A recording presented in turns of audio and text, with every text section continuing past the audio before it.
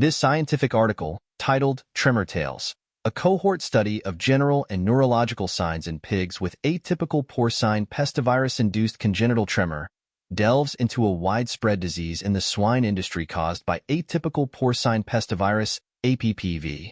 The disease is characterized by tremors in newborn piglets. The study focuses on understanding the different types of tremors, associated clinical signs, how the disease progresses, and potential connections between various symptoms observed in affected pigs. Congenital tremor in pigs is a global concern, significantly impacting animal welfare.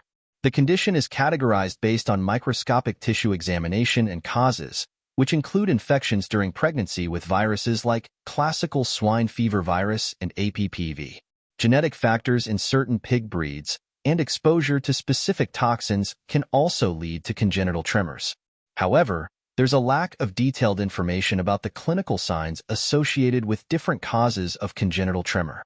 This knowledge gap makes it difficult for veterinarians to pinpoint the exact cause and to manage outbreaks effectively.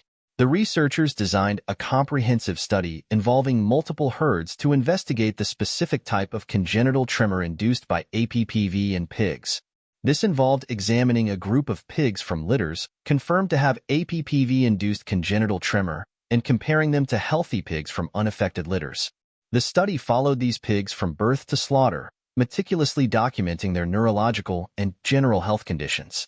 At each stage of the pig's life, detailed observations were made, including a thorough characterization of tremor intensity, location, frequency, and any changes related to activity or stress. The investigation included a total of 64 pigs, 37 with confirmed APPV-induced congenital tremor from 7 different litters, 6 from unaffected litters within the outbreak herds, and 21 healthy pigs from a control herd. Throughout the study, some pigs were removed for a separate examination of tissue changes related to APPV infection, and unfortunately, some died due to poor health, impacting the final number of participants. The study's timeline, illustrated in Figure 1, shows the average age of the pigs at each examination point, the number of pigs examined, and the number that were either euthanized for the parallel study or died during the study period. The figure provides a clear visual representation of how the study progressed and the factors that influenced the number of pigs available at each time point. All pigs diagnosed with tremors tested positive for APPV at the beginning of the study, while all the healthy pigs from the control group and unaffected litters tested negative. Interestingly, some healthy siblings from litters with affected piglets showed varying test results, with some being positive and others negative for APPV. Figure 2 visually tracks the changes in tremor severity over time for individual pigs from affected litters. The different colored lines represent pigs with varying initial tremor severity, red for those starting with severe tremors, blue for mild tremors, and green for those initially showing no tremors. The figure demonstrates the individual variability in the disease's progression.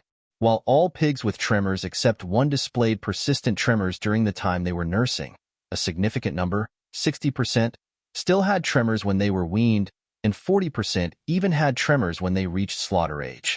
This finding is significant because it challenges the common belief that these tremors disappear before weaning. Importantly, the study revealed that the duration of tremors wasn't linked to their initial severity. Piglets with initially severe tremors had similar chances of having tremors at the fattening stage compared to those with mild initial tremors. The tremors were noticeably absent during sleep, less intense during rest, and most pronounced when the pigs were handled, stressed, or engaged in activities like suckling, drinking, or playing with their litter mates. This observation led researchers to believe that stress and movement played a role in tremor intensity. Towards the weaning and fattening stages, some pigs only showed tremors when handled, suggesting they might appear healthy in less stressful situations. Interestingly, each pig's tremor pattern remained consistent throughout the study, either vertical or axial. However, the location, frequency, and intensity of these tremors did change over time. Table 2, which summarizes the characteristics of the tremors observed at different time points, highlights this evolution. The table illustrates the diversity in tremor presentation and how these characteristics shifted as the pigs grew. In the early stages, severe tremors significantly hindered movement. In some extreme cases, The tremors were so strong that they caused the piglet's hind legs to lift off the ground involuntarily. A few pigs were completely unable to stand, resorting to jumping around in a sitting position. As the piglets grew, a notable finding was that those with tremors displayed an exaggerated gait in their hind legs, a condition known as hypermetria. They also exhibited an unusual posture with a wide stance in their front legs. Researchers observed that piglets with tremors often had underdeveloped muscle mass in their hindquarters. They also generally appear to be in poorer health and were more prone to developing joint problems in their legs, specifically the carpus and arthritis. However, they didn't exhibit signs of anemia, such as pale mucous membranes or skin, or a generally poor coat condition. Additionally, no cases of splay leg, a condition characterized by the inability to bring the limbs together, were observed. The study findings challenge previous assumptions about APPV-induced congenital tremor in pigs. The variability in tremor severity within litters suggests a complex interaction between the time of fetal infection, individual immune responses, and viral factors. The fact that tremors persisted beyond weaning in many pigs, and sometimes only appeared during handling, emphasizes the potential for underestimating the disease's impact. This is particularly relevant for animal welfare considerations during transport and slaughter.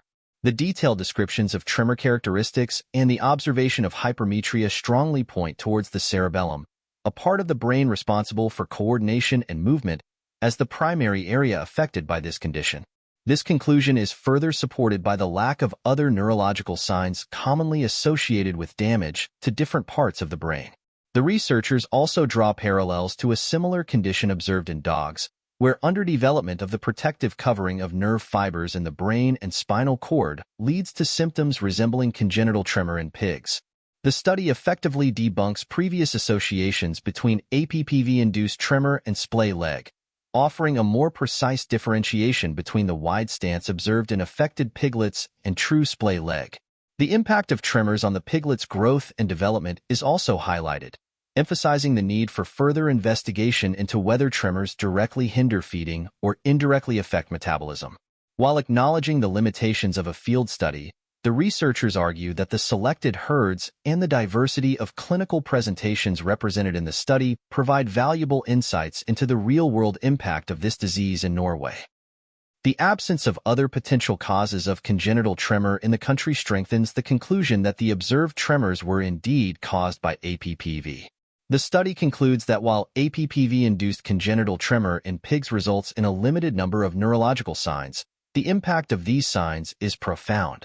The long duration and severity of tremors, along with the associated health issues, highlight a significant animal welfare concern. Further research using more sophisticated tools like electromyography, which measures muscle electrical activity, is recommended to obtain even more precise tremor measurements. The article's concluding message emphasizes the need for a deeper understanding of the biological mechanisms behind APPV-induced congenital tremor to develop effective preventive measures and improve the welfare of affected pigs.